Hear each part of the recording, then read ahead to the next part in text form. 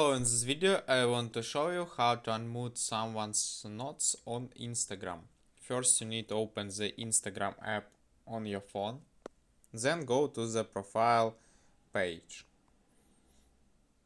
And here just click on the three lines on the top right corner and then just go to the setting and privacy. Here scroll down and find the muted.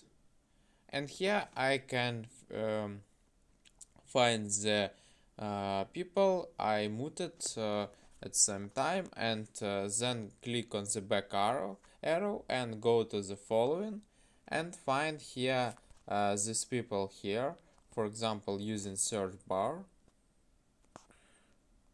or on the list. For example, I use the search bar and find these people and then click on the three dots next to following. Just click on it and here find the button mute. And as can we see, we muted the notes here. Just click on the slider and turn off these parameters and we unmute these people. This all for today. Goodbye.